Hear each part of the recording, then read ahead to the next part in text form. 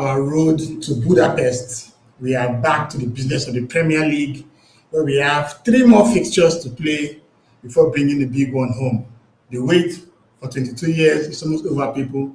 This is your West Ham versus Arsenal match preview.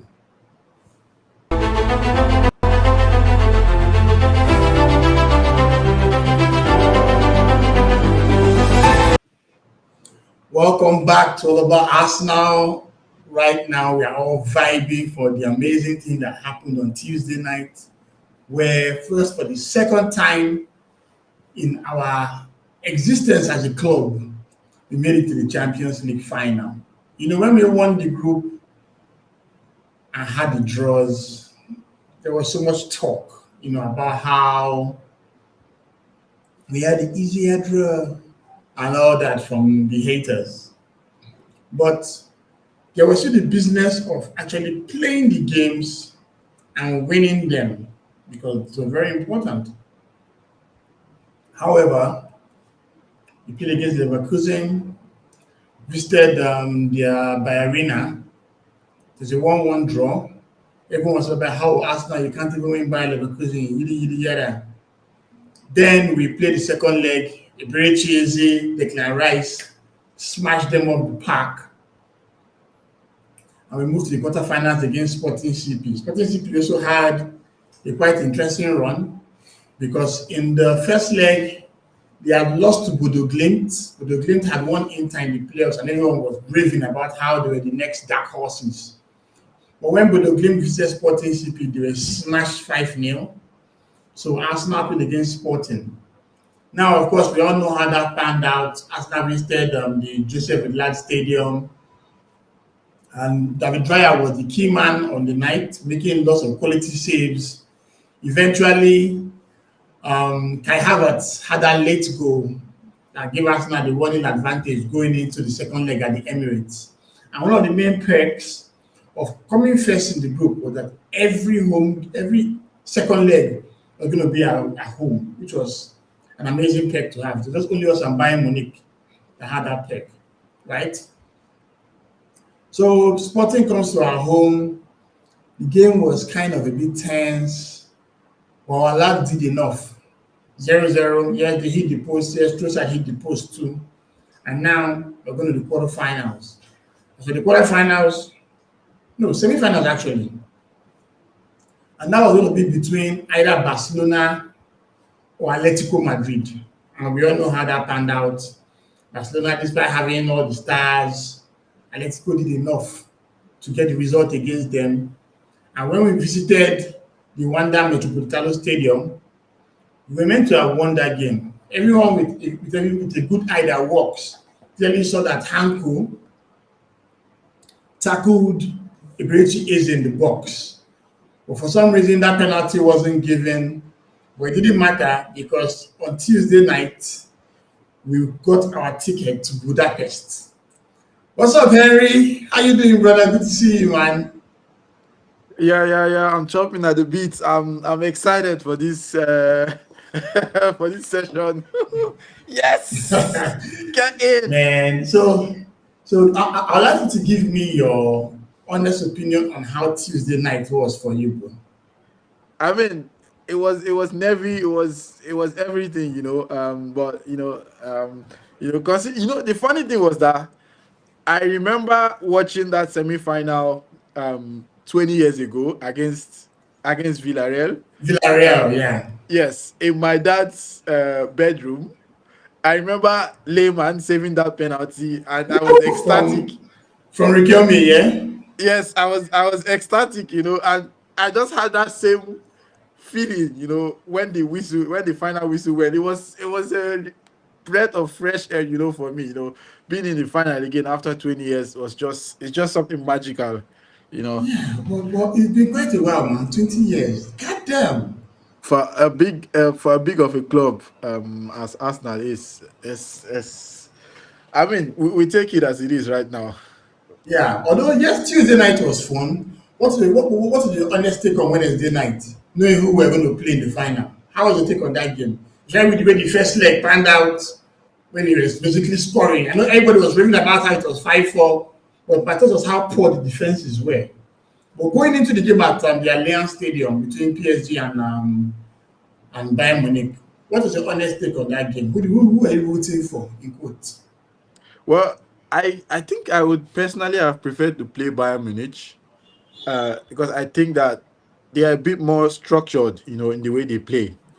PSG, I think they thrive in chaos, which is something that I don't know if Arsenal. But this is something that I hope that Arteta, would figure out, between now and May 30th, that you Yeah, figure out a way on how to cope with because the fluidity between that PSG front three and the midfield, with players dropping and the fullbacks making runs in behind, like dragging players out of position, is something that they do really, really well.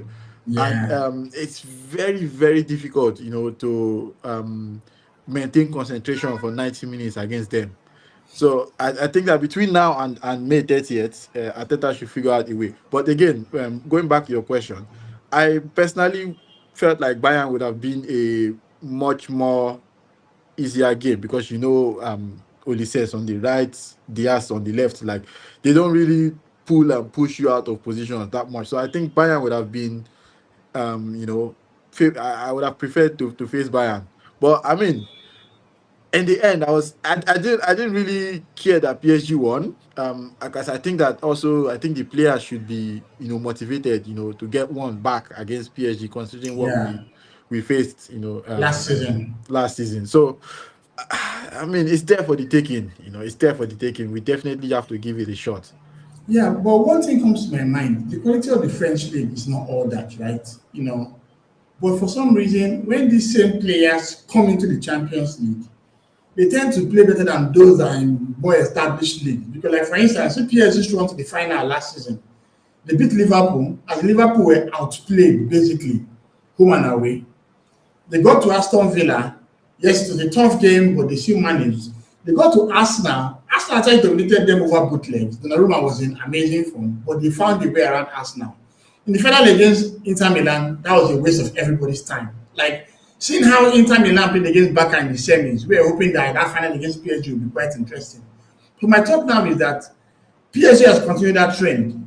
They went to the Club World Cup, smashed Inter Miami, smashed Bayern Munich, smashed Real Madrid.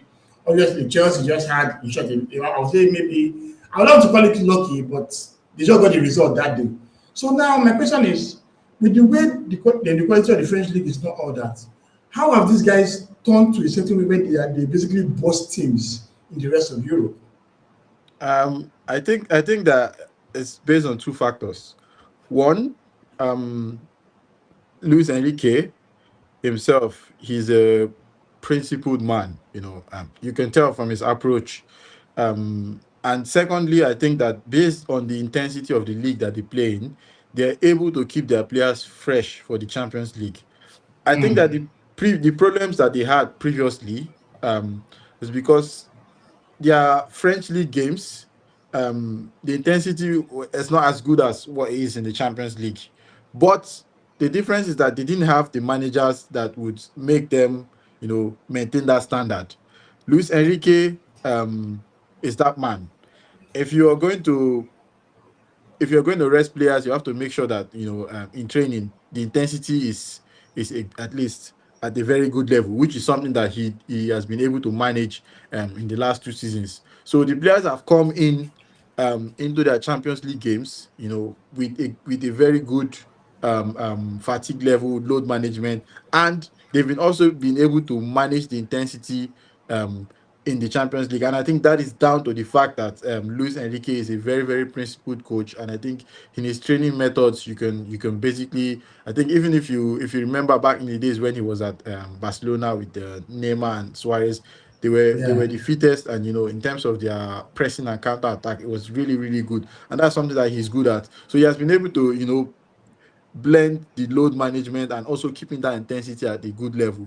So I think that's what has made the difference for them since he has come in up until now. You can see that in Champions League games they are really firing, and then they're able to rotate players because the league is not that good enough. But still, they're able to maintain that intensity, which has been the problem. When you rotate, you don't come into Champions League games with rhythm. But he has been able to find a way to create that balance, and I think that's what's made them a really dangerous side in the Champions League.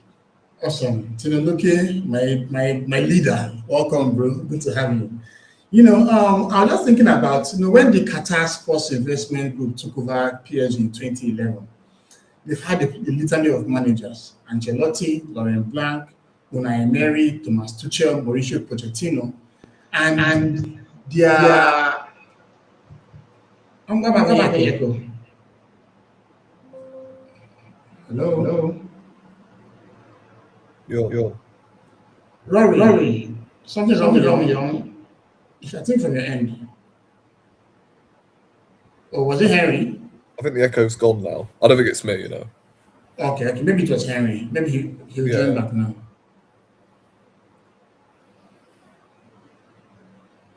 Henry, was it from you? Okay, I think we're back. No, I can still hear it. yeah, where is this coming from? Henry, it's coming from you. You have to adjust your output. Is it okay now? Yeah, I think it's okay now. Oh, perfect. Yeah. Okay. Great. Okay, so before the echoes and all, I'd like to get your thoughts around the fact that when these Qatari guys took over PSG, they basically are tired of winning the French league, right? And their aim was to get the Holy Grail to the Champions League. And you saw the kind of investments that they made. Mbappe, Neymar, Messi, Verratti, all these big guns. But it was when they now got Enrique and even changed from their Galacticos format, in quotes, like that they're not delivering the goods and they're potentially going to have become back-to-back Champions League winners. What do you think was the turning point for them, one? And two, what was it a necessary thing to have those kind of players that they needed back then, or what they are using now? What have made things a whole lot different from them in terms of how the bigger stars but struggled, but now have some household names here and there and are doing way better? Culture. It's just a culture change. So if you want to have a high performance environment, you need to set the line what is acceptable in your day-to-day processes and what is unacceptable. So prior to Luis Enrique coming, it was a show of Galacticos over pampered prima donnas. So there were too many egos. There was no cohesion in the team. But Luis Enrique came in and set the ball standard. I'm sure you've seen the video that was making the round some months back, where he was addressing Mbappe about what he needs to do to play his team. He was talking about tracking back, putting in the effort. So that's it. Luis Enrique cleaned up the culture, and impressed on each player the need for them to think about the collective over their individual accolades, and got rid of the players in the team that were clearly not going to, play by the rules. And that's the success they're enjoying. It's Awesome. that simple. All right, thanks, man. Rory, welcome to the channel, bro. Let's talk about Thursday for a little bit. Obviously, we did our business on Tuesday. We know who we're playing on Wednesday on May 30th. But Thursday was very significant to the Premier League picture because Unai Emery smashed Nottingham Forest in the Europa League semi-final second leg, which essentially means that if he wins Europa League in the game against Freiburg, the team that comes sixth can potentially get the Champions League spot, which is between Brentford, Brighton, and Bournemouth, right? Then on the Conference League side, Glasner and his lads smashed Shakhtar Donetsk, and now in the final against Rayo Vallecano.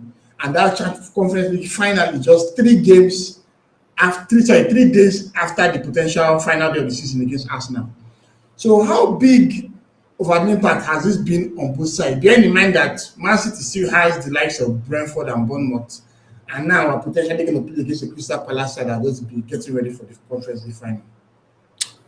So wait, what's the question again? The impact on both Arsenal and Man City based on the fixtures, because now that that Aston Villa can potentially win the Europa League and get that slot. Sixth can now potentially be a Champions League slot for either Bournemouth or Brentford or Brighton, depending on where they end up at the end of the campaign. And they need to get results against the likes of Man City to actually help their cause, right?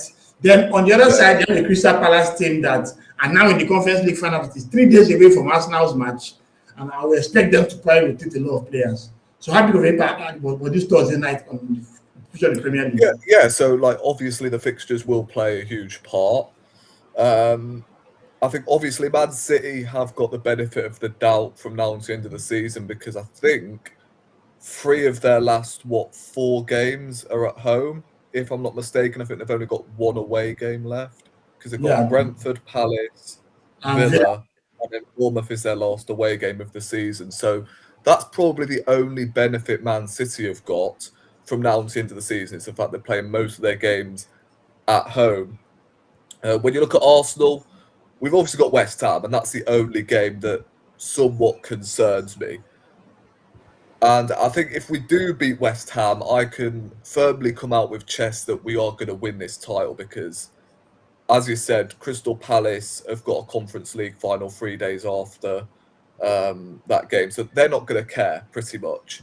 Yes, I know the pressure will be on us to win, but I think it will be a similar case to what happened with Aston Villa against Tottenham, where they'll probably set out with a second-string team, and their minds will be towards that Conference League final. And then obviously Burnley are already relegated, so they don't have anything to play for, and it's obviously the last game at home of the season. So we're going to want to go out on a high with that one. So I think, again, it's only West Ham where we've got to bypass with 3 points. Otherwise, we are back to square one, unless Man City do drop points at the weekend. I think if City drop points, you could probably get away with a draw against West Ham. Yeah, potentially. Yeah, but a win is ideal, because that would be a massive statement. I don't know if Man City, right, let's say they drop points to Brentford at the weekend, or tomorrow, should I say, and we draw. In fact, no, if we beat West Ham, then would we just need to beat Burnley to secure the title? Yes. Mm-hmm. Yes. So that would be amazing. Yeah, I mean that'll be something as well, because listen, I would rather us secure the title in front of our own fans than Selhurst Park. Especially when it's our first title potentially in 22 years. Yeah. So, and as you said, like Brentford have got what, Champions League is it that they're fighting for? Seeing as Villa win that Europa League, that automatically qualifies them for for a Champions League spot, and that will be monumental for a manager like Keith Andrews, who was a set piece coach at the start of the season. And a lot of fans, right, were predicted them not to go down. True. So I think it's remarkable what he's done with that Brentford team, if you ask me. And I'm hoping Brentford are actually fired up for it, and they know what it means if they beat Man City. They've done it before when we've needed them to. You think back to the 22-23 season where Ivan Toney bagged a brace, etc. Yeah, at the Etihad, I remember. Yeah, so Brentford are capable of beating this City team, especially on transition. I think you can hurt them with the likes of Atara and Sade, etc., etc. So Brentford could cause problems. It's just Igor Thiago I'll worry about as well, because I don't think he's ever beaten the 3 p.m. allegations, that's for sure. But like, even if they don't beat, if they do beat Brentford at the weekend and we beat West Ham, City have still got Bournemouth to play away from home, and they're another one who are challenging for that Champions League spot. Yeah. Well, not Champions League spot, but a European place that could automatically qualify them for the Champions League. So that's going to be a massive game. Bournemouth may not win, but a draw would be again beneficial, won't it? Because again, Arsenal play Burnley in their next game after West Ham. Yeah. So it's like, well, again, all due respect to Burnley, they are already relegated, and Arsenal should be tramping through them. Like, yeah, come six on. or something, man. Yeah, I agree. Yeah, Awesome. and that would be, again, beneficial to goal difference as well. I think Mm-hmm. we're in a situation where, yes, we scored 3 against Fulham, but if you can get, I don't know, a 4-5-0 result against Burnley, I think, that's when the title is properly secured. Because, again, I don't see Man City, although they've got Aston Villa last game of the season and they'll be focusing on the Europa League. So this is why I still think to this day that goal difference will play a huge part. I don't think we'll batter West Ham on Sunday. I think we'll win, but because of the environment, because of the atmosphere, I think we may just about scrape over the line. But I'm at a situation where we just need to win all of our games, pretty much. We can deal with goal difference later on down the line. But basically, we're in a situation now where if we win our remaining games, we win the league, regardless of what happens with goal difference and that. So, True.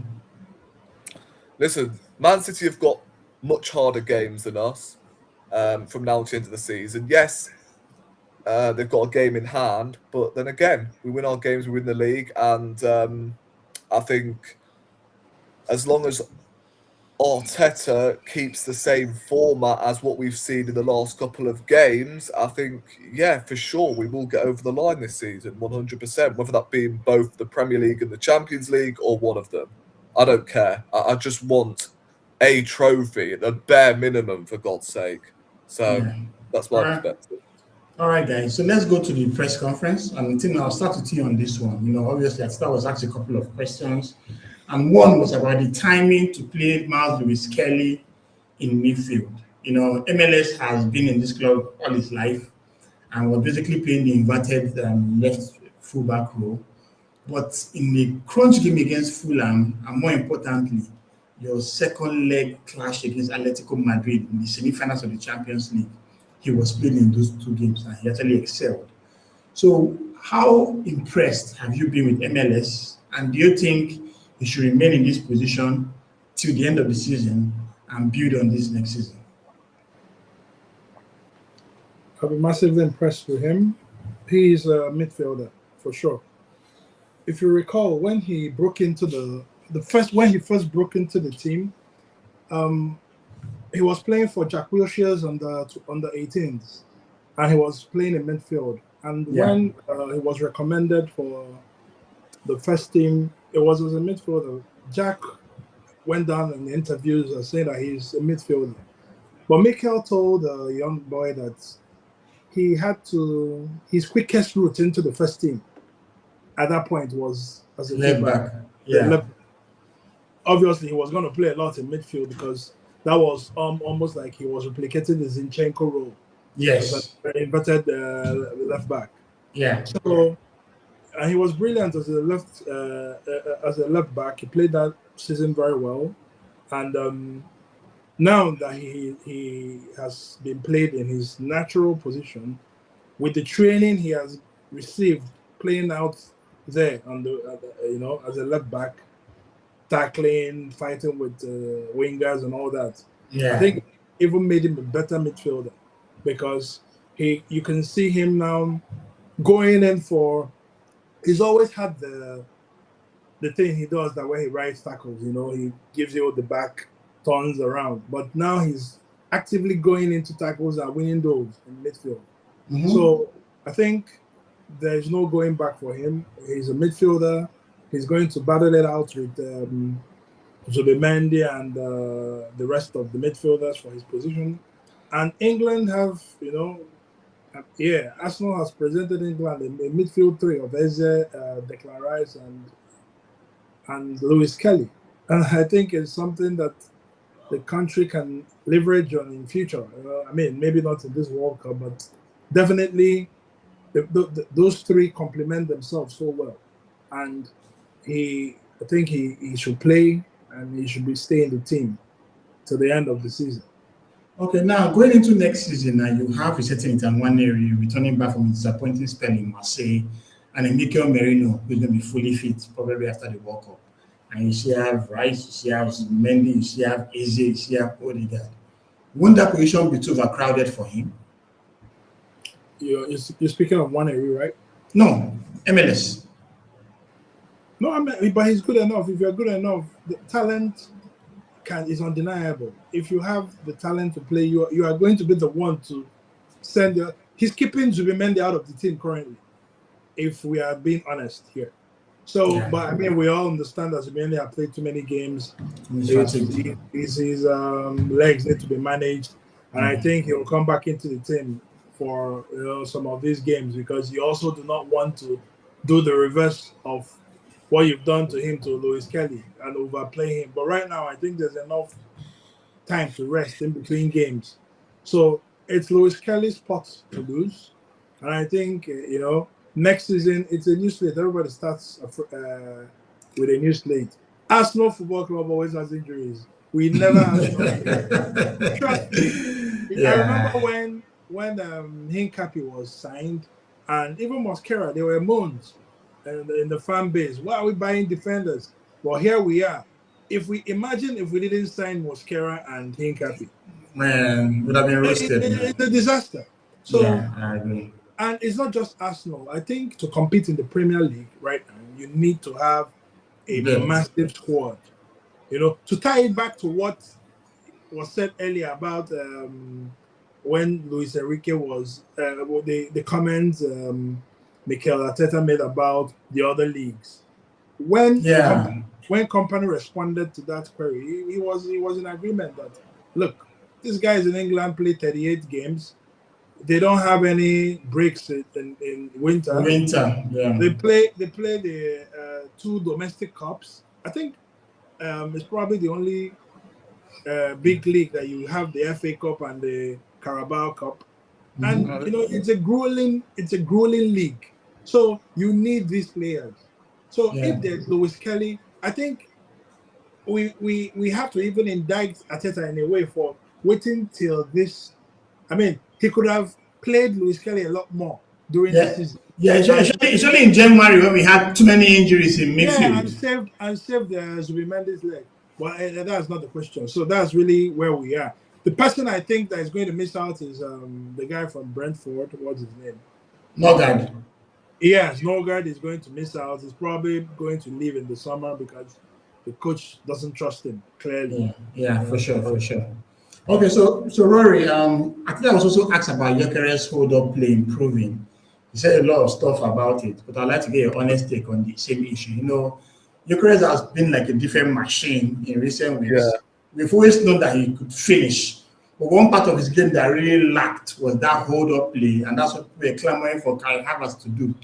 But in recent weeks, man, I think they shot up compound V on his body, and he had just been holding up play so well. I think it's the bitch, You think it's?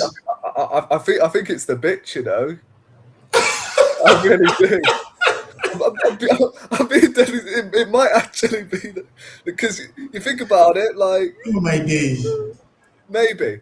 But not seriously, I mean, listen, I've always stated that Gyökeres isn't the perfect striker for Arsenal, right? I can admit that his hold-up play lacks big time. It improved. He definitely lacks the ability to allow others into the game. But if you think about it, right, he's not really had many outlets, if that makes sense, because it feels like our fullbacks are further up the pitch than our wingers for the majority of the season. So Gyökeres doesn't really have many players to necessarily link up with apart from, Eze, really. I mean, up until that Fulham game, we hadn't really seen Saka link up with Gyökeres. Martinelli likewise. It feels like every time Martinelli starts, Gyökeres doesn't score. I think most of Gyökeres' best games have been when Trossard starts on the left-hand side rather than Martinelli. The Atletico Madrid game, it's difficult to pluck out which one was his best performance out of, Atletico Madrid, out of Fulham, out of Tottenham, out of Burnley. those are probably the performances that stick out to me the most, where Yeah. I watch Gyökeres and go, yeah, that is the striker we bought from Sporting. I would probably say the Atletico Madrid game, purely because of, you know, the magnitude of the Situation, yeah. yeah, exactly. Because he banged the penalty in the first leg, and then in the second leg, the only criticism I had was the fact he didn't score. He really, I mean, That Hincapié chance, yeah, that was a very good one. yeah, I would have put my house on him scoring that. And to be fair, I can't remember the last time I had confidence in a striker like that, who I can rely on to finish them sort of chances. So I was already celebrating. I was like, come on, 2-0, we're in the final 100%. But then he skies it over, and I'm not going to lie, I was shocked because, as I said, if that was Havertz and he blazed it over, I'd have been like, yeah, well, it's Havertz at the end of the day. Typical. When Gyökeres actually missed that, I was like, you know what? I really hope this doesn't bite us. I couldn't believe he missed it, to be fair. Although, some will say it was a hard chance, in all fairness. So maybe I'll let him off. In fact, no. I will let him off because we got through in the end. So, like, who cares? What about the bridge, yeah? Yeah, everything about his game, though, apart from that miss, was Top excellent. notch. Yeah. He reminded me of, you know, typical Diego Costa performance, you know. An absolute nuisance. And I'm talking Diego Costa in his prime, by the way, when he was at Chelsea. Horrible to play against. The Atletico backline couldn't deal with him. And considering he didn't really have much support, really. Like, let's be honest, again, he didn't have any support, necessarily. And he still held up the ball really well every time we had to go long to him. So I've been really impressed. I think since the Man City game, you could say, when Havertz started as the false nine, I think that sort of like flicked a switch in Gyökeres, you know, because he's like, you know what? I'm not in this team because of my hold-up play. So, you know, I'm going to improve my hold-up play in this run-in so I can start as the main striker again. And it's exactly what he's done. I thought his hold-up play was superb against Fulham, as well as, you know, banging the 2 goals, which is what we bought him in for. And then the Atletico Madrid game, despite him not scoring, which I thought was unlucky, everything about his game in terms of his touch, his hold-up play, bringing others into... I mean, honestly, that was almost a 10 out of 10 performance from Victor Gyökeres. And he was, for me, one of the reasons why we are in this final. In my opinion, anyway. Because, as I said, he banged that penalty away from home at the... Metropolitano. So, I don't know, Atletico Madrid would have taken an early... He also won the penalty as well, we're forgetting that. Yeah. So, I'm just like, if it wasn't for Gyökeres and Saka, which, listen, we've wanted this, you know, telepathic duo to link up, is what we've been, you know, told. When Gyökeres first joined Arsenal, we're like, yeah, Gyökeres, Saka, think of how many assists Saka will pick up, etc., etc. We've not really seen it, but it has to be said, in this run-in, both of them have turned up, both of them have linked up, which has got us, you know, 6 points clear today, on top of the Premier League. So they deserve massive credit, and hopefully we continue to see that from now until the end of the season. But yeah, Gyökeres, like, over the course of the season, I'm not even just talking about the run-in, but, you know, over the course of the season, considering it is his first year in the Premier League, Yeah, done very well. otherwise that, you know, he hasn't had a good start to life at Arsenal. Don't get me wrong, I think there's still aspects he's got to improve, and I do want him to kick on from, you know, this season. So maybe I'll judge him a little harshly next season if he doesn't, you know, kick on. Yeah, because now you have a full precision under his belt as well. Yeah, but because it's his first season in the Premier League, and the fact we gave the same time to the likes of Havertz and Marino, etc., and furthermore, Gyökeres wanted us from the blooming start. Yeah. Like, he came out in a Premier League interview and said, you know, the thing that made him happy this morning was the fact he can put on the Arsenal shirt. And I'm just like, it's such a shame, Victor, that some of this fan base, doesn't give you the same love as you do to this club, because you can tell the guy loves the club. He scored 21 goals in his first season, but he receives this much abuse from his fan base just because he doesn't have a fancy first touch.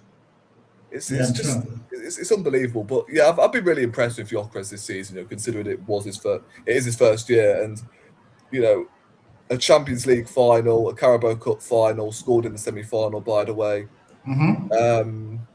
And he could be about to win our 14th Premier League title with number 14 on his back. So I'm just saying. Nice. So before we leave this slide, Henry, let's talk about Raya.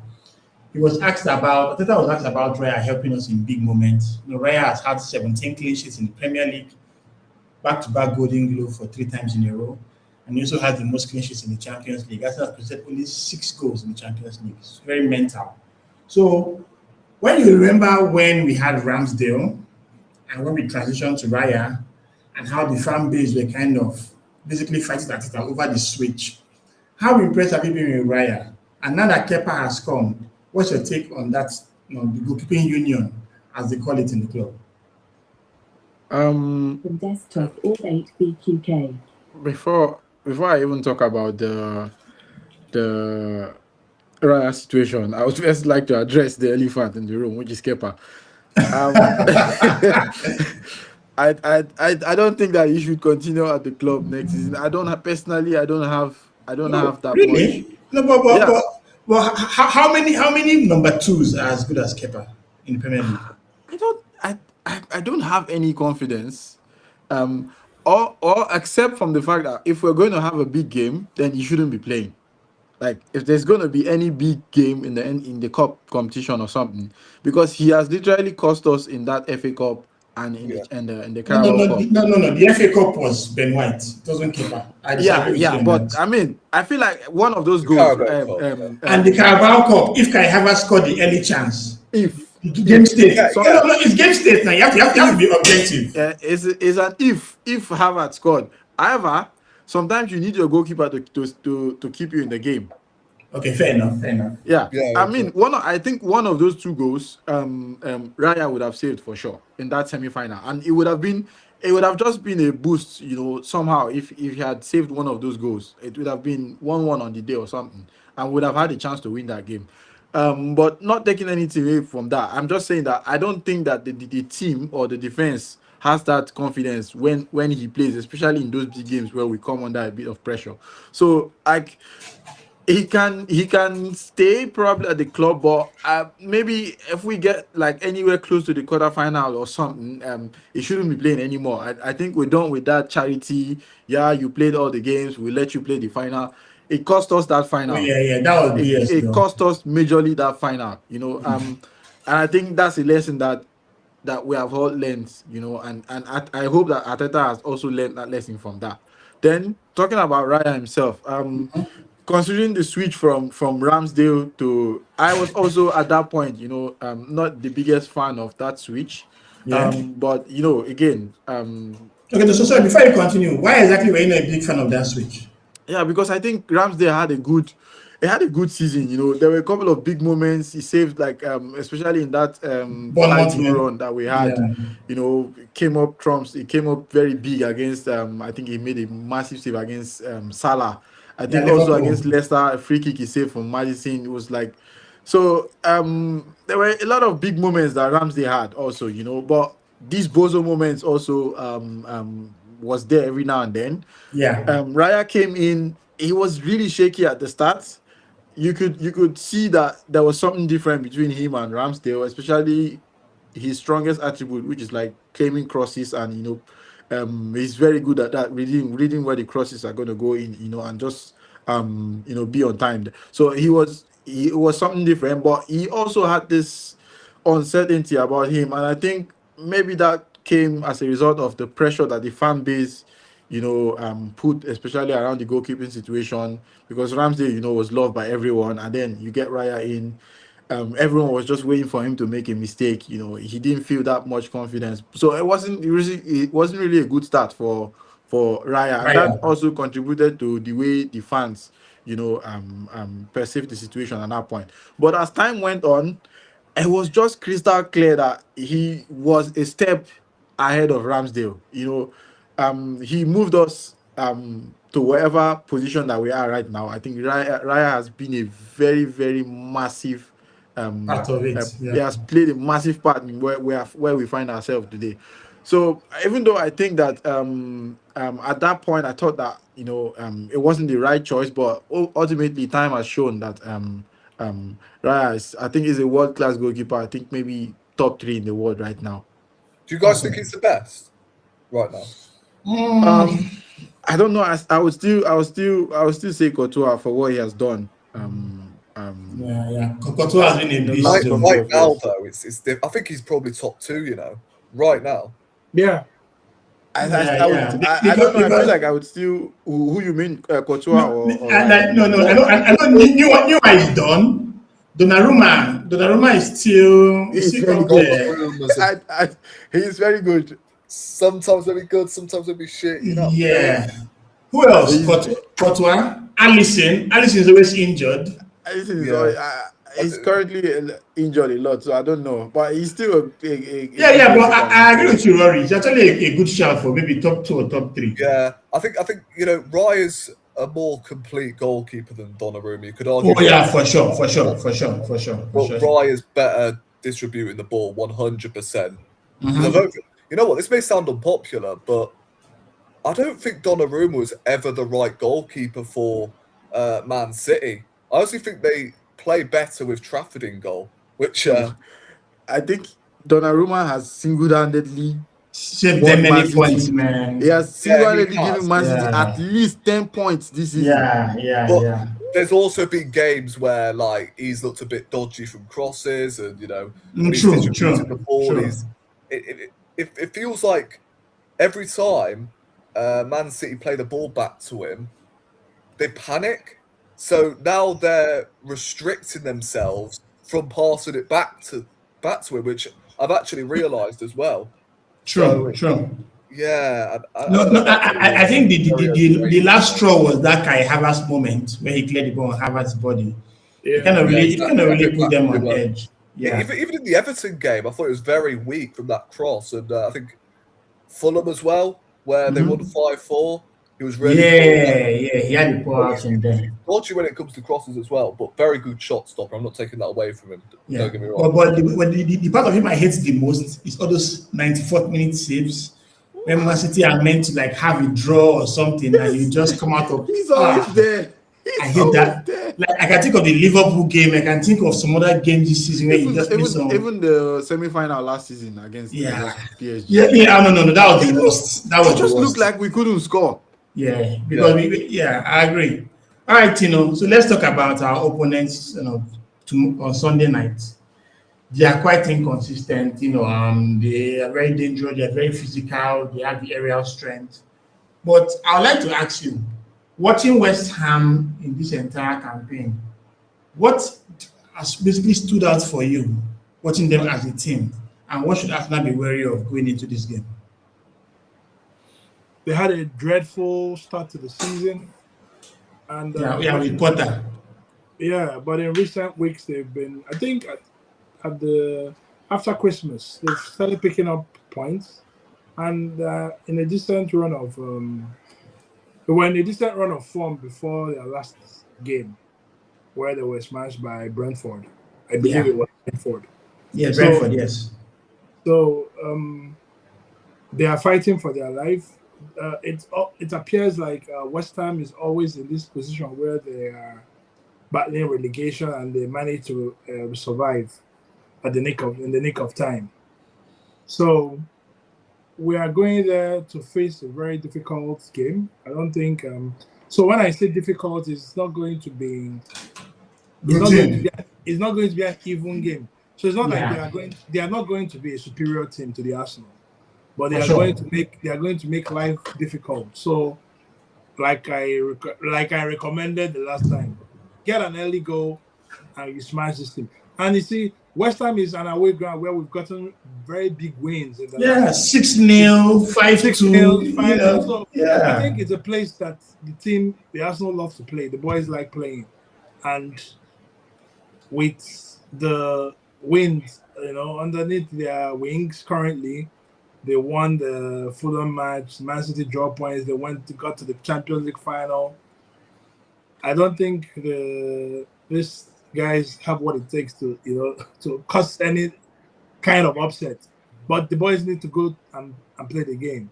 That's the point. We still need to go and play the game. But I'm not too bothered about West Ham. If there's any other team I'm thinking I will have a slight doubt. Yeah, this is the game. After this, I agree with Rory. I think we are home and dry. But even with that in mind, I don't think this team is going to. This game is not where they're going to pick the points. They need to survive relegation. Yeah. Okay, so Rory, Jared Bowen has been an ever-present player for West Ham. He's joined them many of years, and he has been someone that been basically getting 20-goal contributions basically almost every season. Should Arsenal be scared of him in this game, or do you think this is one of those games that you have no input or anything like that? Yeah, like 100%. I mean, every single team in the league, right, are going to have players that you've got to watch out for, especially when you look at West Ham, right, and they've been, you could say the last, 3 years they've been fighting relegation. Yeah, true. Or should I say flirting with relegation, actually. They've not really been in a relegation battle up until this season, but they've been flirting with relegation Yeah, for years. 15th, 16th, yeah. Yeah. I still remember them days where they were fighting for Europe, etc., etc. Yeah, under Moyes now. So, and that's the funny part. Moyes actually won the Conference League with this club, and it looked like the football was not good enough for them. And since then, they've gone downhill, man. Yeah, and I think it's a testament to how much of an underrated job David Moyes did at West Ham, They obviously got who did they bring in after David Moyes? I think it was Lopetegui. Julian Lopetegui. Yeah, and then they brought in Graham Potter. That was an absolute disaster, although to be fair, he beat us. that was, I think, I'm pretty sure 30%, by the way, or 25% of his wins came against Arsenal, if I'm not mistaken. He did not win many games at West Ham. Yeah. And then, of course, they've got now Nuno, who is obviously known for keeping teams in the Premier League in his first season. He did the same with Nottingham Forest. Yeah. They do it West Ham. I'm not entirely sure. I think that Tottenham win against Aston Villa will be a huge morale boost, They could actually go on to win their remaining games, because Leeds, they're pretty much on the beach because, that they've mathematically secured spots. Survival, exactly. Chelsea are probably in worse form than Tottenham at the minute, which is just mental, and they've picked up less points than they've got red cards this season at home. So, you know what? I can see Tottenham actually getting a result against Chelsea, which sounds mad. I know Tottenham don't tend to beat Chelsea, but I've just got a feeling Tottenham will get a decent result, and I think they've got Everton at the end of the season. So I think, to be honest, if West Ham don't beat us, I don't even know if a draw is good enough for them, A win will be, of course, monumental for them. But if they lose, I think that's them gone, And of course, us, as I said, we're going to go on to win the league. So, listen, I look at the West Ham team, and you know what's funny? I don't think that team should be flirting with relegation. I really don't. I think they've got a decent team. I look at their back four. Mavropanos has been on drugs since the turn of the year. Yeah. I don't know what he's on at the moment. That they bought in, obviously Disassi on loan. Yeah, been decent for them too. All right for them. They've got Wan-Bissaka, Walker Peters, you know, Duke. decent fullback rotation there. Left back, they've got obviously that Juve geezer who's been pretty decent this season. Yeah, had a good cross on Hernandez has him. been balling out. He's probably been their best player, you know. And I would put him as their main danger, you know, over Jared Bowen. Don't get me wrong, Jared Bowen is still a massive threat. But but he looks like someone that's going to certainly leave the club. Because I heard that Man United is even linked to him. yeah, exactly. So this is what I'm saying. Like, for me, I think Fernandez is probably been their best player, and he's, you know, the guy we've got to keep an eye on. I think Somerville's done all right since the turn of the year as well. And, you know, it wasn't long ago where I think he got Championship Player of the Year. I know it's the Championship, etc., but, you know, he was balling out for Leeds. And then, you know, Callum Wilson, who scored a fair few goals for West Ham this season, though he can't really stay fit, can he? But still, I don't think that team should be flirting with relegation. I still think they've got a better team than Tottenham when you look at it on paper. I think most of their players will walk into that Tottenham 11. So I don't think that should be a team in the Championship, really. And they've got a manager as well who is known for you know, picking up them European spots. So it's gonna look strange watching Nuno managing in the Championship. That's if, of course, he's there. I don't know whether he will be at West Ham next season if they do go down. So West Ham have still got some dangerous players to watch out for, you know. So we should not be taking this game for granted whatsoever, because, as I said, they're fighting for their lives in the Premier League. Atmosphere is going to be rocking, and we're just going to have to find out on the day, innit? Whether or not Arsenal can actually pull through, because at any given moment Arsenal have had so far this season to pull away in this title race, we haven't done so. It's almost like we're relying on Man City to drop points here and there. This time out, we absolutely have to go and win, regardless of the Man City result. Just go and win. Yeah, I agree. But then again, with Man City playing before us, there's a certain level of pressure depending on what the result against Brentford is going to be. But we have to. You know, so Henry, just to piggyback on what Rory has said, what's your honest take on West Ham's situation in the Premier League this season? Do you think they're going to be relegated? Do you think Spurs has done enough under the Zerbi to nick that final spot ahead of West Ham? Thing is, I looked at the fixtures, you know, and I think that win, like Rory said, I think that win against Aston Villa, unexpectedly, I think might just have been what has tipped the odds in Tottenham's favor. Looking at West Ham's fixtures, I think they have Arsenal, they have Newcastle away, and then they play the last game at home to Leeds. Realistically, on paper, that looks like they can win 1 in 3. Looking at Tottenham fixtures, they have Leeds. If Tottenham wins against Leeds, then it's over. I think that would be done. If they win against Leeds when West Ham loses to us, because if you remember, they are playing Leeds on Monday, so they have known the outcome of the West Ham Arsenal game.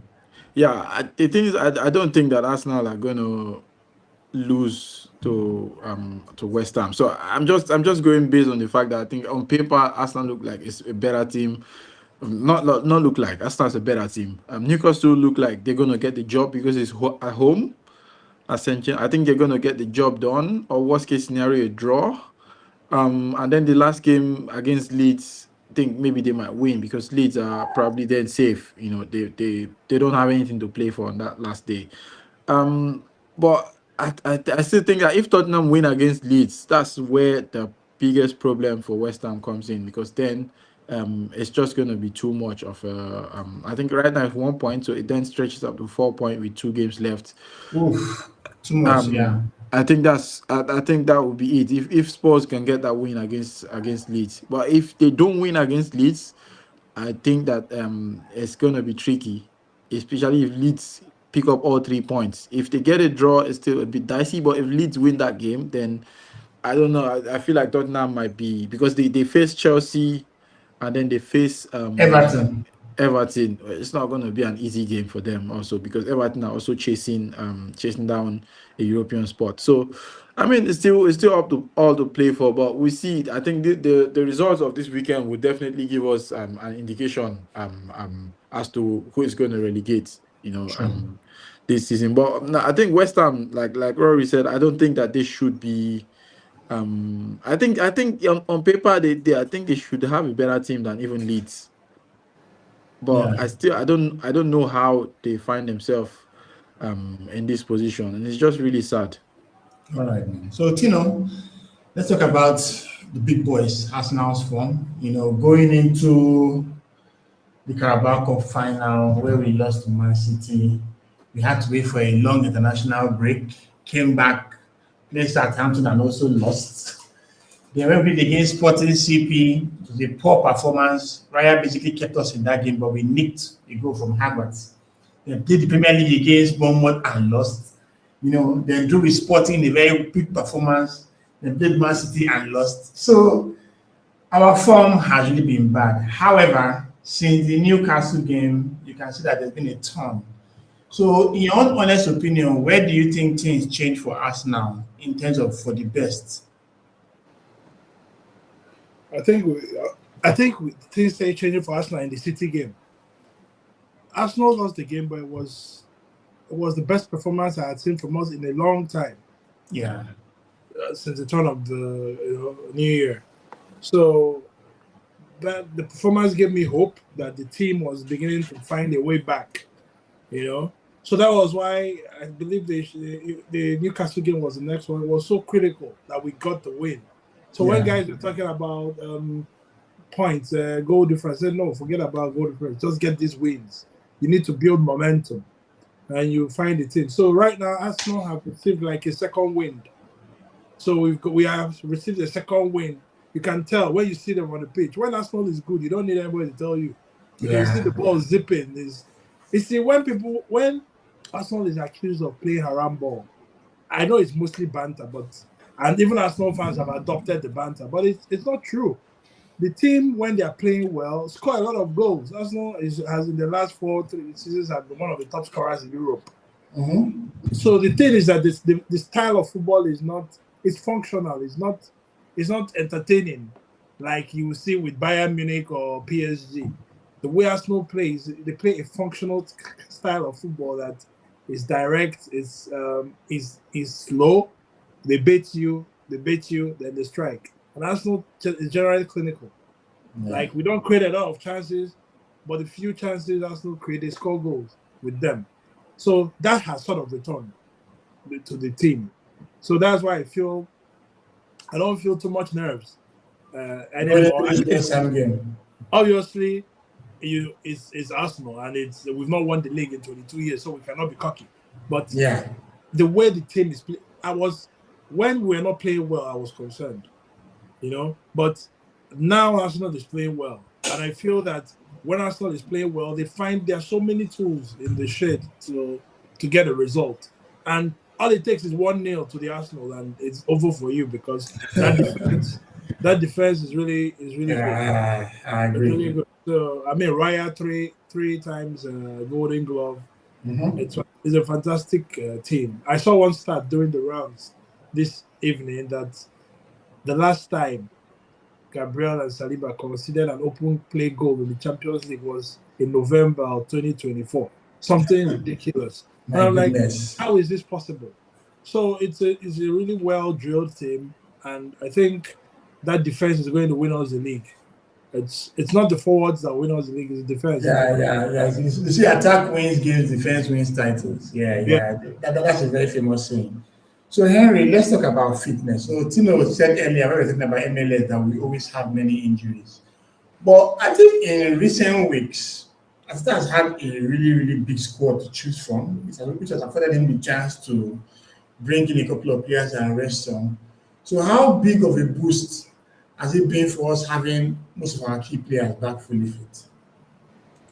I think the injuries that we had, has forced Arteta or forced the players into getting a bit of a breather, and then coming back right now has just been like a blessing, because they're a little bit refreshed than they were a couple of weeks ago. And I think also Arteta has learned a lesson in a way, because you can see 60 minutes he took off Saka, even though the game was still finely poised, which is something that he wouldn't have done before. But I think he has also realized the importance of rotating players and keeping those that are especially on the bench a bit fresh. So I think with the way we've been playing in the last couple of weeks, I think, as I would say 2 weeks, has been down to two factors. One, the return of players.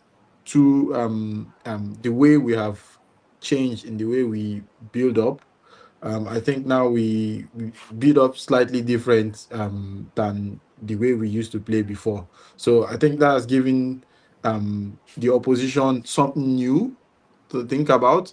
I hope that they don't figure that out before the end of the season. And like I said in the previous episodes that we had, I said Ateta needs to change something. If you keep on doing the same thing, whether we have the players back fit and fresh or rested or whatnot, nothing is going to change, because I feel like the Premier League teams have figured out the way Ateta wants to play, and that's something that, as like I said before, Pep Guardiola does very well. He makes little tweaks here and there. Basically, the structure is the same, but little tweaks here and there just to give you to get the ball out, or to give the build up a bit of a difference. So you can't really predict the way City are going to play.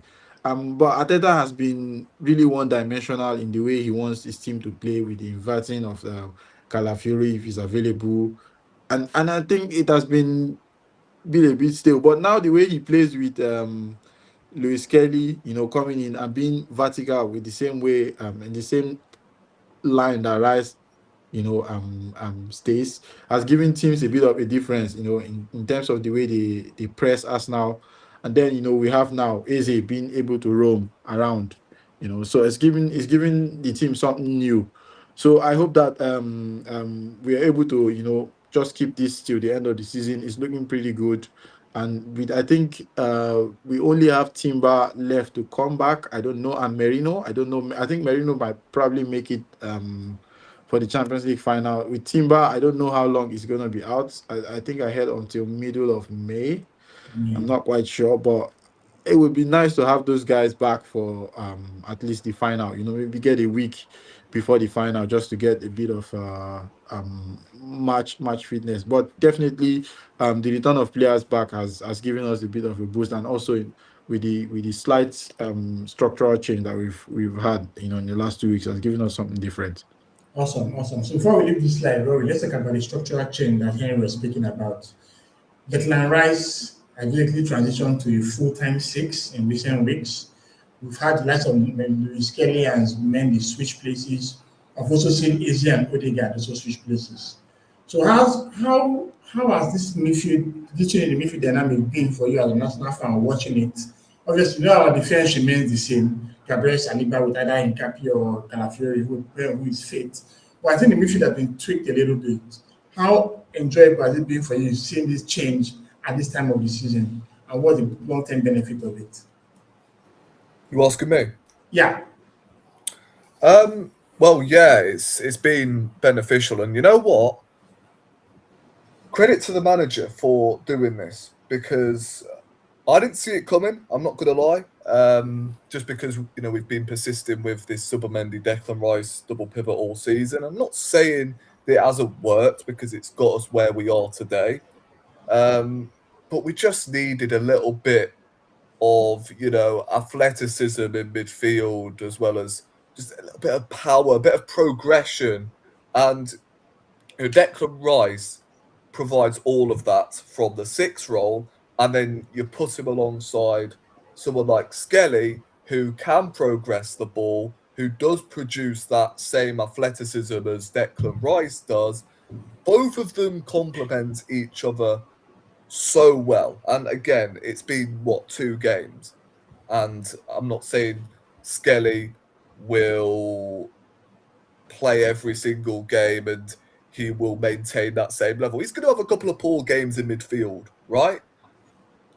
But I didn't want him to play every single game this season. But in the games that were necessary, that's when we should have played him in midfield. I look at, the Wolves game when we're playing bottom of the league. That's when he probably should have played midfield. I'm looking at Forest away. I'm looking at Bournemouth at home.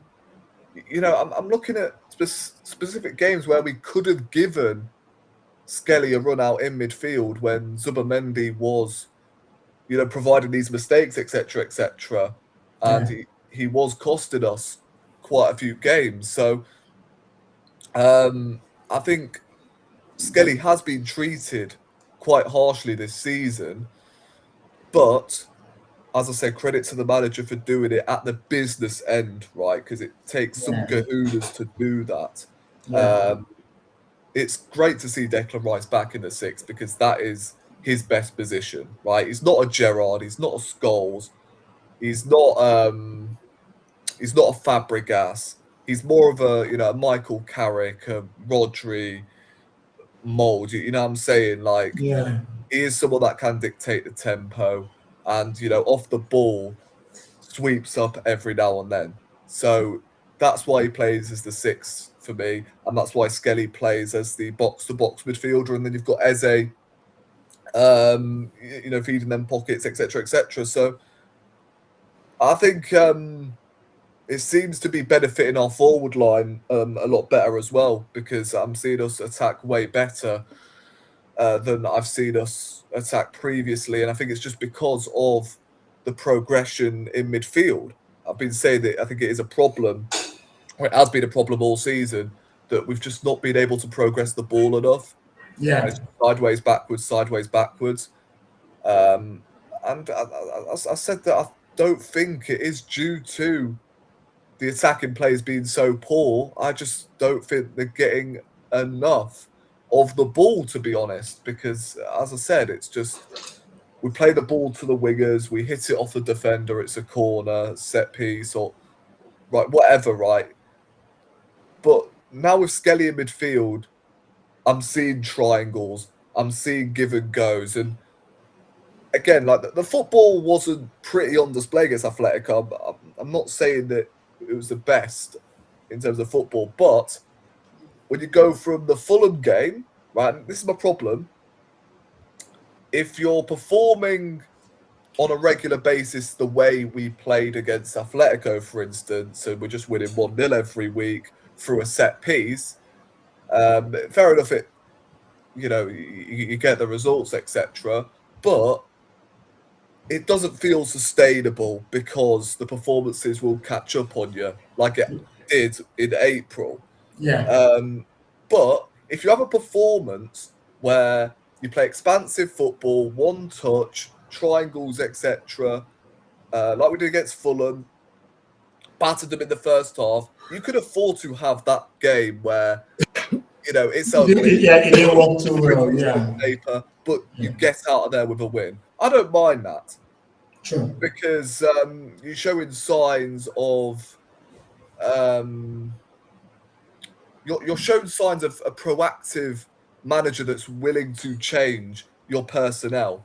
And based on game state. Exactly. So I've been really pleased with the way we've set out that midfield, back four, etc. And just tactically in general, I think we look more fluid, but at the same time, defensively, we've been solid, as we have been all season, right? That's never been a problem, but we look better defensively. True. Like, honestly, I was certain Atletico was not going to score. Like, they just this confidence that you have in Arsenal's defense. And the crazy part is that even if you manage to get past the defense, there's a crazy man called Raya and go that will make a crazy save that will make the position go nuts.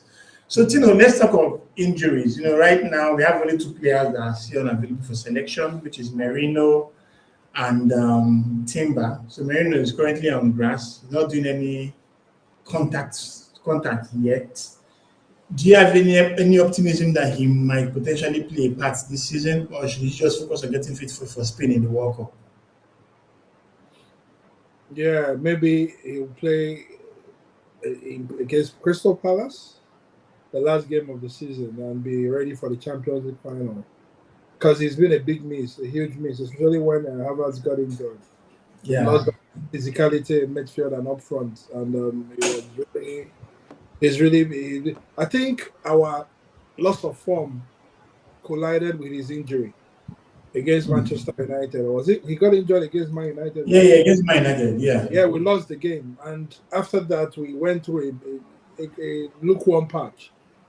I feel that the team needed a lightning rod. He's usually at our exit. Like when the goalkeeper goes long, he's always there. He wins area balls. He wins box balls. He's very, Yeah. proper midfield, and I think it's good news that he'll be available for the final. He will probably not start the final, but it's a good option to have off the bench.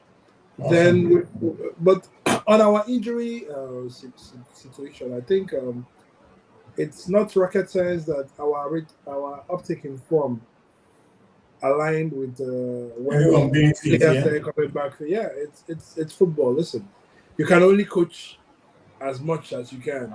You need your best players at this time of the season to win trophies. If you constantly don't have your best players, you are going to come up short. And this is true in every sport. So there's also something I wanted to touch about on. I think I read that the club invested in a physio. I don't know where I saw that in. There's some Portuguese guy that they brought to look into the injuries in the situation. Have you guys come into that news? I think the guy, he is the fellow that Calafiori or so was hugging at full time. Some old fella. So I think the club is trying to do some, I mean, our injury situation is not the worst in the world, but it was really bad this year, and that can't continue. Something needs to be done. Maybe the manager, maybe it's the recovery. I don't know. Something needs to be done about it because it almost cost us. It almost cost us our position in the league. Yeah.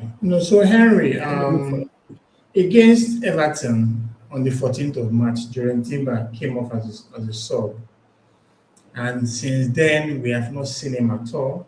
Apparently, he has had a groin injury.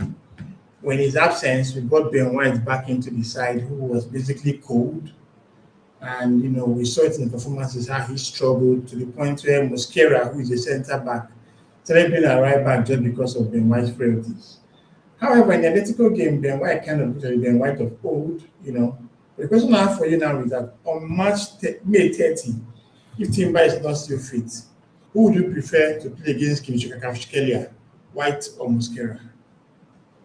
Again, it's the same problem. Even before Duran Timber got injured, from here in Berlin, I could see him that he looked injury prone already. He looked fatigued. He looked jaded. Yes, you could see it literally. It was obvious, even in that sports game that they brought Mosquera on for him, the guy was so leggy. He looked jaded. Everybody could see it apart from Mikel Arteta. And that is the same problem that we have had with Saka he has been playing in pain and injury, and yet you keep on games that we've probably seen out the game. You leave this guy on 90 minutes. Next game, he's starting week in, week out, like no rotation or nothing whatsoever. You run him down to the ground. And that's the same thing that is going to happen to Gabriel and Saliba if care is not taken, because I feel like next season, if they survive this year, next season for sure injury will come for them or for Rice. But funny enough, I've seen Saliba have his own injury run out to 2023, and we got him holding, and the season was done. Even Gabriel had his own last season, but Kivio luckily stepped up. Yeah. but You know. that was Guys, for what like I think 6 what weeks. I think is this: Mhm. most teams, I mean, you rarely find rotation in the centre back pair I don't across. know. Guardiola, he does it a Oh, lot. He yeah, does he it a does it, lot. but He does it. He sometimes knows. a lot of times it's due to injuries as well. So No, no, no. He what I knows think how to rotate. He knows, like I don't know. Like this is something that I don't understand about Pep. He has that feeling. He knows when. Like I when don't know to if he sees find it in another person. training. He knows when. Like okay, Yeah. I think you need a Yeah, rest now. because He gives you. someone like Ruben Diaz, who is basically one of their best centre backs. You just see your lineup, there's no Diaz. He's not there. It happens. Like that's Yeah. why you can't trust any Man City player in FPL because, like, for some reason, for no reason whatsoever, Yeah. check I is think on the Yeah. bench for no reason. I think next year we should do a business decision on the Carabao Cup and leave that competition. It's not. I'm not a fan of the competition. I think it creates too much stress on our squad every year out, and we lose players in that competition, and Yeah. it affects us. So I think we should do like Wenger always did on that. Like play the kids, let them have a run out. You know, if the kids get to the final, then you play a strong team. But I don't think Arsenal Football Club should be focused on winning the league and the Champions League every season. Yeah, I I'm agree. not saying you are not going to play other cups, but the fringe players, and when I say fringe players, not even your first team, the under 21s can play these Carabao Cups. If they get kicked out, then so be it. This was how Arsene Wenger used to treat that competition. Yeah, that's true. Because even in the final against Chelsea, you even play some kids that day and still lost. These squads are But not. These competitions are a big. For the reward you get from them is the damage is too Yeah, much. yeah, I agree. It's I not the agree. thing worth it. is, I think the biggest, I think, well, I mean, we've seen. The thing is that this tournament, this Carabao Cup, um, we can dismiss it for wherever. We've not won anything in the last. We've not won this cup since No, I 1993. understand. If you get This to the particular final, cup, we haven't won it since 1993. if you get to Um, the final, you should try to win it. But yeah, what I'm but saying, I think it still boils down to the fact that the FA Cup, yes, we've seen Guardiola take this one.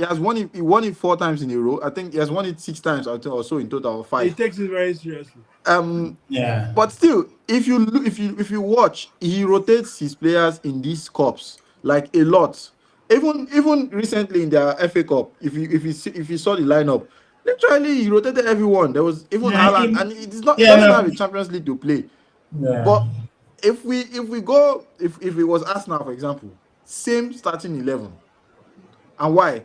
I think we have two problems. The players we buy for backups, they're not good enough. The You coffee know, quality is like night yes, and day, and it's sad.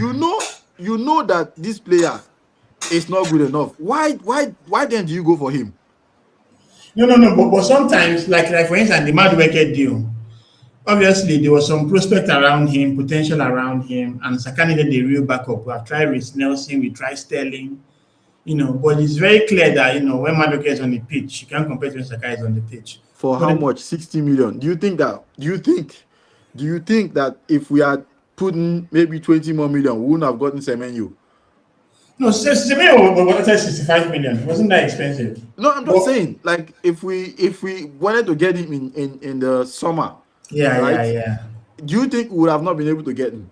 Just being realistic, and that's like an upgrade on Madueke and whoever is on the left wing, because I think myself I can even play on that left wing, just to Well, be honest, because I like it's if you look at the midfield now, it's just all chaos, and if we take out Declan Rice, yeah, we're in trouble, man. We're in trouble. Yeah, there is no direct replacement for him that I can yeah, comfortably say can play in a Premier League match, and I don't think, oh, we missed Declan Rice. yeah. True. Well, then again, it happens. It happens. But All then right. if you look at City, he can bring in, for example, Bernardo Silva, right? And then he changes the way the team plays, just because he knows that, okay, he's not playing today with he can, if he's playing with Rodri, or if he's playing with Nico Gonzalez or whoever, if he's playing with Checky and Randas, then he changes the way the team play because he knows that they don't have the quality that Bernardo Silva has.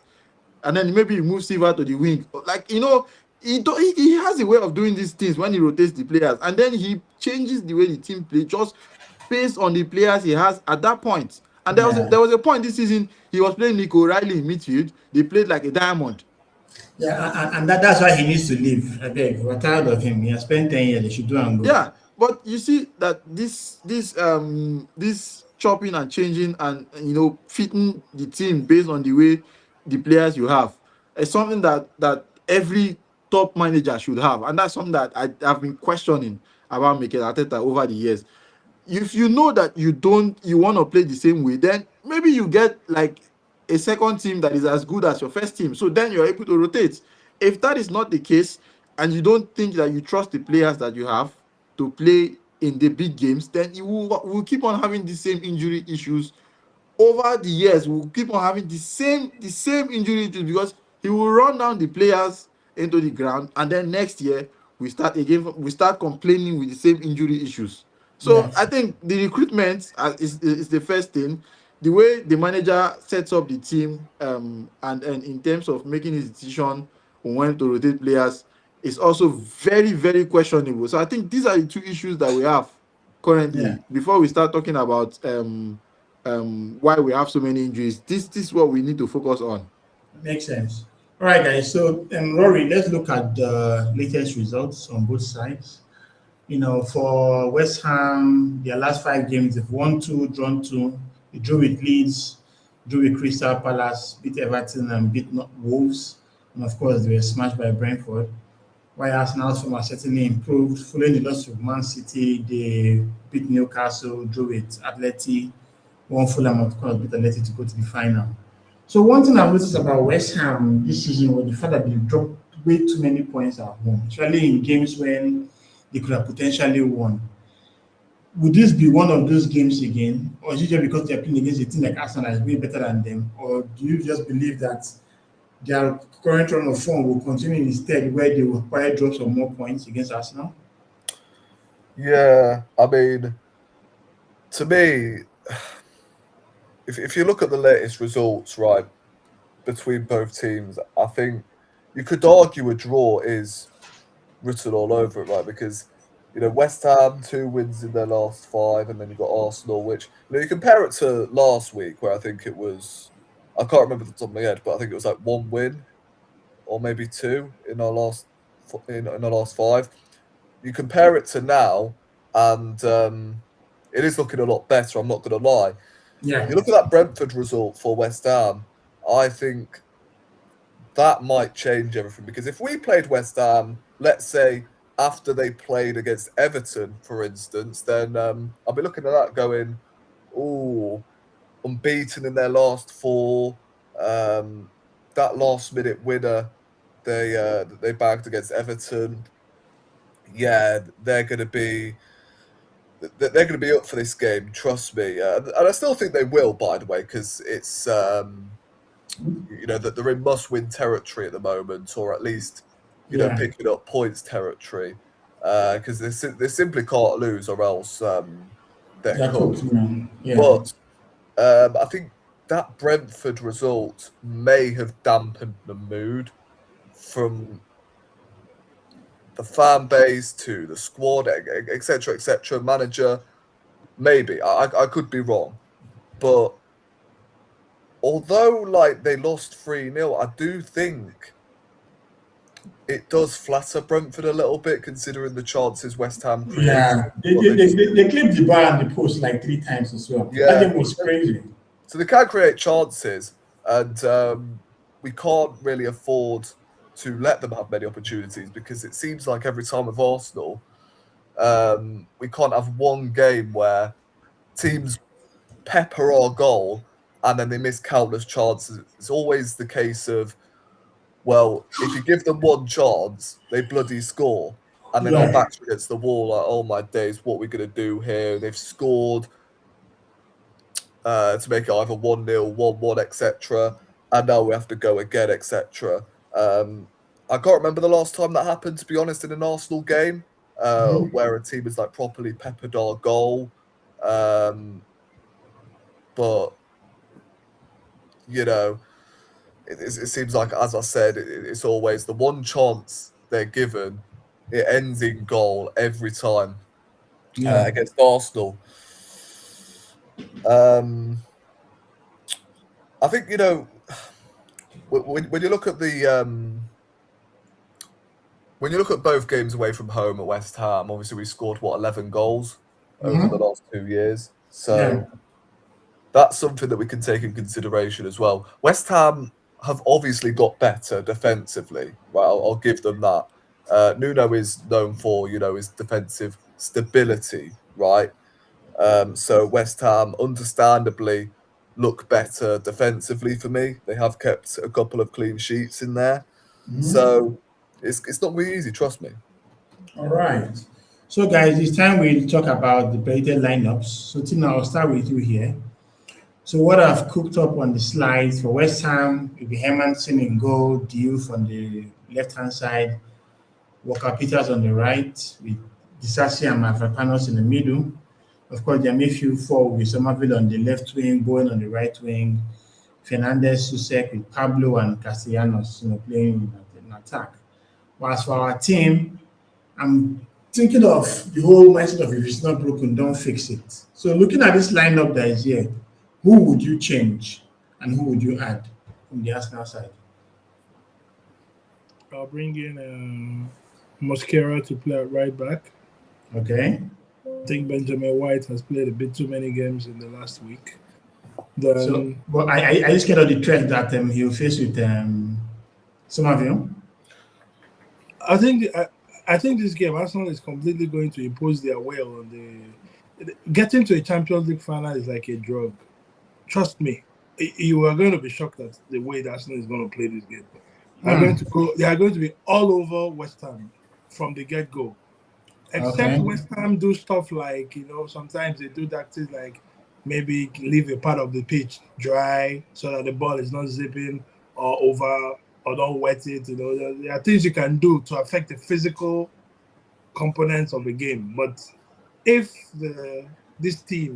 both teams line up on the pitch, one team just got into the Champions League final and is on a high of finally having a chance to win the league, it's not going to be a level playing ground.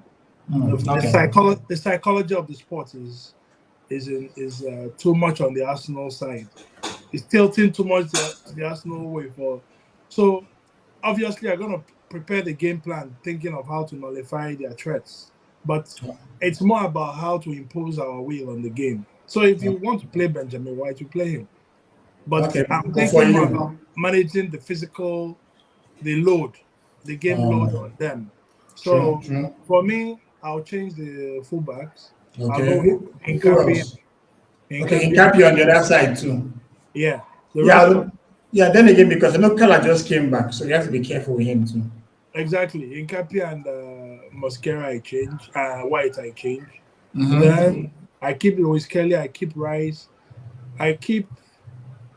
Okay, so Eze for me has. I don't know if Odegaard has it in him to start the game. I think he should start ahead of Eze. Eze has No. Rory, I'll get to you. Let's allow 15 o'clock. Go ahead. I'll bring in Odegaard for his ability to lead the team in a press up front. We have unlocked a new thing in Gyökeres, so I feel more comfortable playing Odegaard around him now, unlike earlier. Because see what happens then.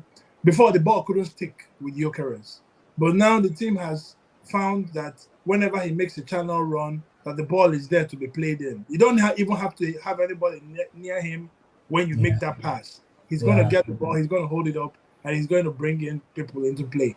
Trossard starts for me, yes. Saka. So I'll do Odegaard and the two fullbacks in this line. Okay, recall I told you about Lewis Kelly the last time that I'll bring him in. Trust me on this. Odegaard is made for this specific game. Okay, that makes sense. So Rory, who will you change on this lineup? Well, it's difficult after what happened Tuesday and last Premier League game as well last week against Fulham. It's hard to change a winning team, but if I had to change one, it'd probably be Nkapie for Calafiori, perhaps. Okay, because of Bowen. Yeah, 100%. The rest I'll stick with. I mean, I was going to say regarding Odegaard, right? I don't mind him coming on to like keep control when we're already winning the game. As a finisher. I think that's the sort of player he is. But to start games, I'm just like watching Odegaard like in these situations every single year when it's a hostile atmosphere or we need someone to step up basically as captain. I don't see it. Like, I mean, I'm looking at Newcastle away in 2022, doesn't turn up, got bullied the whole game, and that was, a hostile atmosphere. Look at PSG over 2 legs. He scored in that game. Yeah, I mean, he scored in that game. We won 1-0, I think, or something. He scored the early goal. Yeah, he created one chance all game and stayed on the pitch for 90 minutes, which was mental to me. Like Man City away as well, didn't bother showing up. No, he had a chance created for Havertz that Havertz missed now. Yeah, but come on, that's a pass that all 4 of us would have played. Like, come on. Yeah. Again, not to discredit like you lot's football ability, right? But again, like, come on, everyone here would have played that pass. Right? Okay, but I get where you're coming from, though. Yeah, he hasn't been as influential as we expect him to be as the captain of the club in games. But the thing I didn't get about it, he's right, been injured a lot, was though. not just Havertz missing the chance. It was Odegaard taking the extra touch. Why did not shooting? Yeah. Is he Odegaard not shooting the ball? Or is Havertz fit? Yeah, he's fit, but on the bench. He was on the bench. We might see Havertz 10. Mikel loves playing. No. Yeah, I really don't want to see Havertz. I'm not a fan, but we might see. Not in midfield. We might see with Gyökeres. Like, I mean, it's technically a 10, but it's not always. It doesn't play out that way. It's like a support striker. Like a front two, yeah. Yeah. So Henry, what about you? Who would you change in this lineup? Okay. I mean, I think Lewis Kelly was cramping up in the last game. I don't know. I feel like the fixture. I think he's beginning to. I don't want a case where he runs, out of steam. Also, considering that he hasn't played a lot, so then going from not playing to playing too many games can also be a problem. So I don't know. I feel like we can do a bit of rotation in there with Lewis Kelly. Calafiori for sure. He was also cramping up big time. I think he should also get a rest. Nkapie can come in. I think he's also very good, especially in this away hostile fixtures. He's the Ecuadorian, in him. The dog in him is he turns up in this kind of games. White also, I would agree that he should be rested. So I think basically for me, the 3 there, Eze hasn't been great, in the last couple of games against Atletico Madrid. So even Fulham. And Fulham. So I don't know. Like, it's not even gonna be a bad idea bringing in Odegaard in there.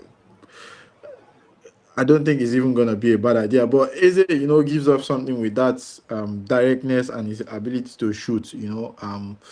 Which it's a difficult one, but I mean, for what it is, I'll start with Eze. I'll start with Eze, and then based on the way the game plays out, then Odegaard can come. So I think I'll leave the front four that way. I just make Zubimendi come on for Skelly, Nkapie, and Mosquera. Awesome. All right, guys. So let's go to key tactical battles. I'll start with you on this one, Rory. What would you think would be the standard battle between Arsenal and West Ham in this game? Probably defensively, because, as I said, I think West Ham have been much better defensively than they have been in recent years. I've seen plenty of times this season where they've put their bodies on the line. Man City, prime example. Every single player who played for West Ham, unbelievable defensively, right? Considering they had one shot throughout that entire game. And then, of course, we know what Arsenal are all about defensively over the last 3 years. So, yeah, it's going to be an interesting battle to see. Of course, like not in terms of quality, because we know Arsenal have by far got the better defense, right? But in terms of like who wants it more, is what I'm getting at. Like West Ham, as I said, you've got Mavropanos putting his body on the line. The Sassi's been decent for them. You've got Wan-Bissaka, who's a solid defender as well. The goalkeepers are not that great, to be honest, but then again, I do think it comes down to the defensive battle rather than the midfield battle, because I think if we start Skelly in there, I think we'll win that midfield battle quite comfortably with the likes of Eze, Skelly, Declan Rice, and I think if one of us goes 1-0 up, it's going to be very interesting to see how both actually approach the game when like one of us go 1-0 up. Will West Ham sit deep, try and play for a 1-0? But when you flip it vice versa, if Arsenal go 1-0 up, will we then play for a 1-0 win? Because we know like any sort of win would be beneficial for us, regardless of the performance. So I'm going to say defensively is the key battle to watch, actually, because both teams are going to treat it like a dogfight in there. I really do. Defensively, I'm talking about. Tino? Yep. So what's the key tactical battle in this game between Arsenal and West Ham? Okay, for me, it's it's the battle between the center backs and the Yorkers. It's become very interesting because I think he has been, as much as Skelly, has been one of the major transformational. He's new, so I was very critical of Yorkers myself, in the past, and that was because. He's been scoring goals throughout the season. Maybe not consistently, but in bursts. We've seen him score goals. But I had a problem that the ball never stuck. I think there was a record we discussed on this show some weeks back. That his lose rate, like 47%. Of balls to game, and it was the highest in the league. So he was really poor. Make no mistake about it. It wasn't. When I say really poor, he was poor in some center forward aspects of his game, and the criticism was justified, actually. Was warranted then. But what has changed in the last month or 3 weeks is that it's almost like somebody called him into the room and told him, "Listen, you can literally back up a defender, and use him as a post up. In basketball they call it post up. You can post up on the defender and get the ball under control." And he's been doing it because he's always had physical strength. He's totally built like a tank now. He's always had physical strength. So his physicality has come to the fore in the last few weeks, and he has started learning how to use it. That is one. And two is that beyond being able to hold up the ball a lot better now, he's also started making channel runs. That is where the team has now met up with him. He used to make those runs, but nobody. But now if they look for it, and not just even the center back Saliba is looking for it. Raya. So we have sort of unlocked another face to the striker, which is interesting. That I now look forward to watch. So Yeah. I think one of the key tactical battles in this game is going to be how he manages the center backs. You can tell when you watch a match, you can tell quickly within the first 5 minutes which player is the center backs rate the most. So what Yeah. happens is the better central defender of the two usually go to mark the striker that is considered the forward that is considered the best player. So for But instance, yeah, your Keres, but to challenge that counter your point, if you are playing two center backs that one is a lefty and one is a righty, with the lefty that is better still go to the right position just because of that no, so ability. see what happens. Defenders defend in twos. Yeah, One will come in front of you and one stays behind. The yeah, guy behind is usually the stronger defender because the guy in front is going to go for the ball, do the aerial ball with you. yeah, And the yeah. guy behind is hoping that if he misses out, then he They can can sweep up. So that's how Gyökeres manages these two centre backs, especially Mavropanos. If he's fit to play, is going to be key. If he can beat them like he did the Atletico defenders, trust me, this game is going to be won in the first half. But if he gets into that game where he can't get the ball, then we'll probably see an early substitution with Kai Havertz Havertz. because Havertz is also very good at winning those sort of duels. So I'm True, looking true. forward to the center forward play in this game. All right, Henry, what about you? Your key tactical battles? Um, Again, I think it's gonna be basically how we impose ourselves in the midfield and how quick we're able to move the ball because we know West Ham are going to set up deep, based on the way Nuno Espirito Santo plays, and they will try to exploit, Somerville on the left. So basically, if we're able to, gain control of the midfield and we're able to move the ball, as quick as we want, then that would be we play into our favor. In terms of the Jokeres thing, I don't know. I mean, it's been crystal clear that he has improved a bit in his hold up play, but again, it's and it's not to take anything away from him though. But I don't I look at those Atletico defenders, and I think they were there for the taking. I would say I don't think he would necessarily have the same physical, prowess against Premier League teams.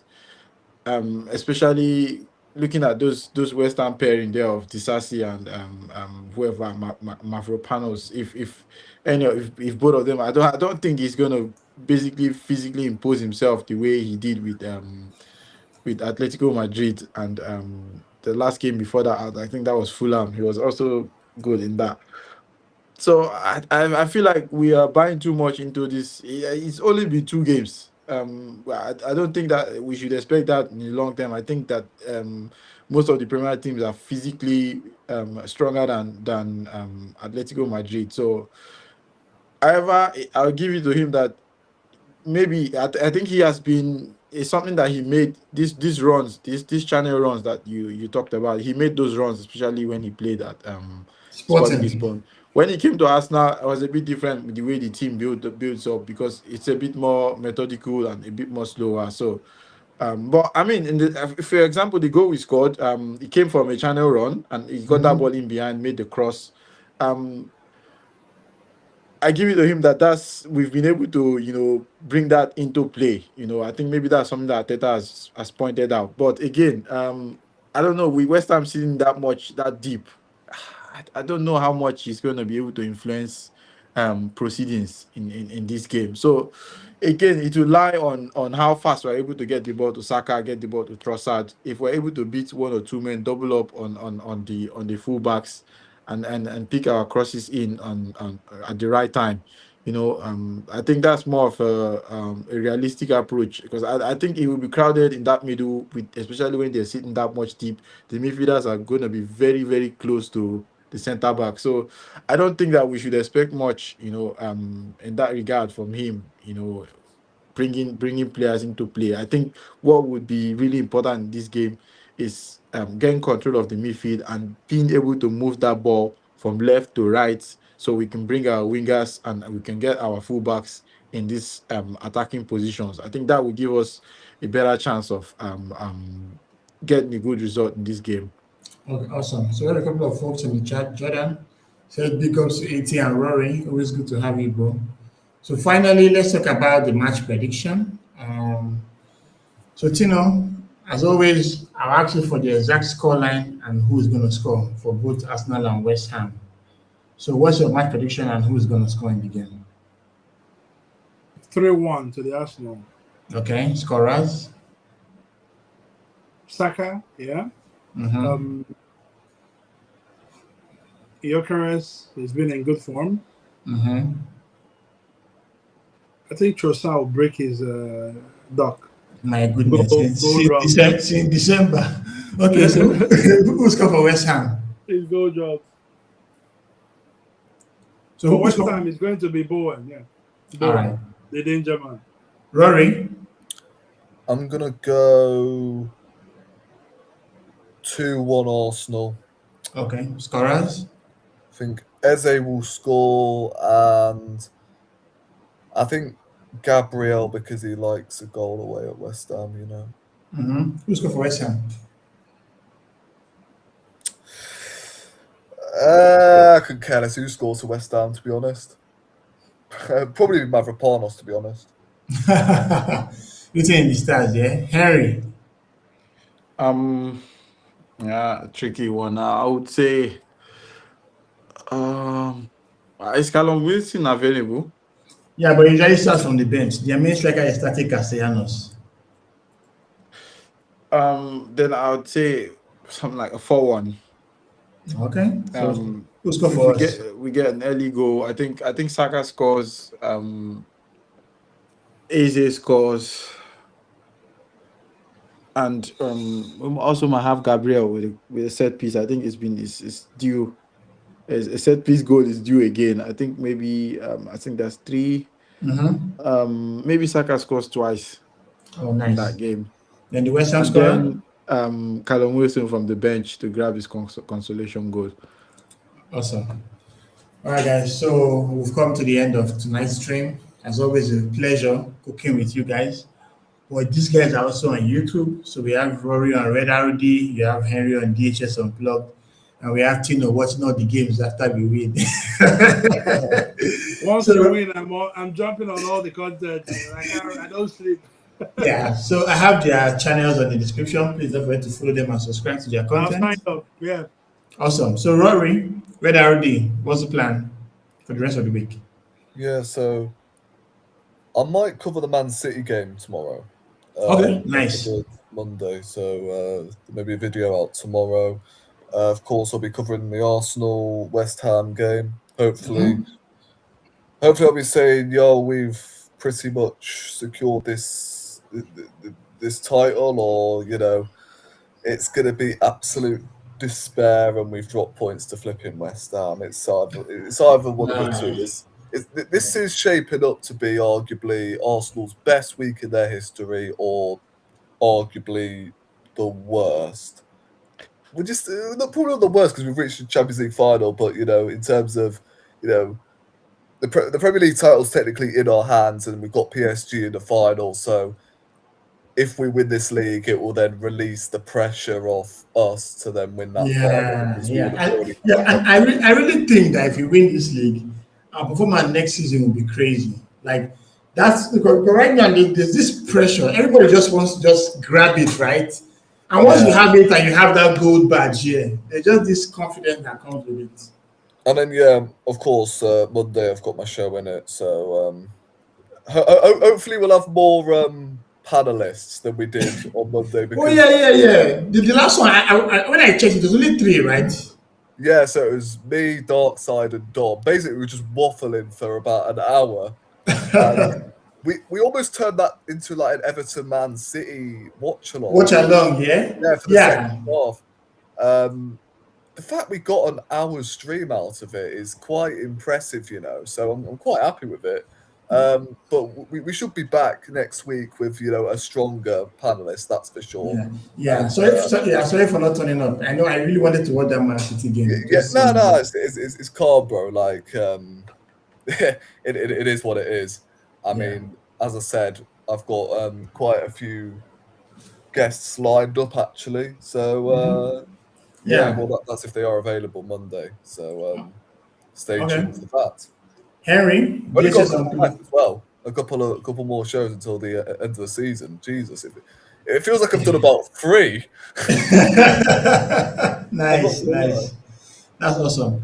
So Henry, DHS Unplugged, how's that going, man? Good.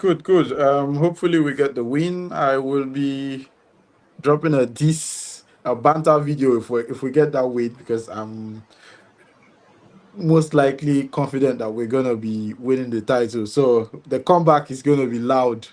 The comeback is gonna be really loud. So I'm definitely cooking something.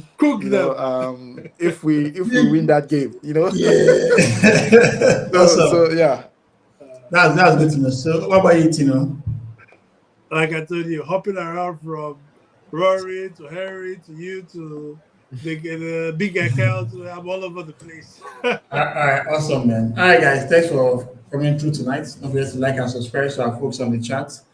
We love how you guys are doing here. We're heading towards 5K. It's been a nice journey with you guys so far. Well, I love doing this, and I'm really happy that you guys are part of this too. So, man, tomorrow is going to be hate watch. Brentford all the way. Let's just see if they can do the Lord's work. Give it a point. Listen, I'm not greedy. I don't even want to win. Just a point, man. A point. We take it. We'll take a point, though. I'll take a point anyway. Yeah, because Brentford, the Champions League is in front of you. Yes, grab it. Immortality, take it. It's yours. That team can play. And Man City, I don't know if Rodri is fit. No, he's not fit. If Rodri is not fit, then it's on, because Man City get run through. They get run through. Soft underbelly, man. Like especially through the middle, it kind of shocking when I watch them. Like Ndiaye really annoyed me in that game on Monday. Like should have just passed on a couple of occasions. I've been rating him all season. I've been singing his praises, but he can stay as far away as possible from my club. Is shocking. Yeah. And it's shocking as well. Like, I did say that Man City weren't going to win their remaining games. Simultaneously, I didn't think Arsenal were going to win their remaining games either. Though if we beat West Ham, that's when I do think we'll win our remaining games. That's the test. And the honest truth was that I didn't see Everton even getting anything in that game. Especially with the early goal that Man City scored from Doku. Then to not get to 3-1. Are you kidding me, man? At 83rd minute. It would have been so. It would have been. Man City have had their. Remember when we had Southampton at home? We drew 3-3. That was their 3-3 game. Yeah, that may have been their Southampton. That was their Southampton. That game came to mind when I was watching it. I was like, "This is their Southampton." Yeah, that's true. It happens, though. It happens. All right, guys. So this will be fun. Obviously, there's so many more streams to come in the future, and hopefully, we'll be on the road to Budapest. But obviously, when that time comes, we'll think about it. So, guys, thanks for coming through tonight, and as always, come on, you.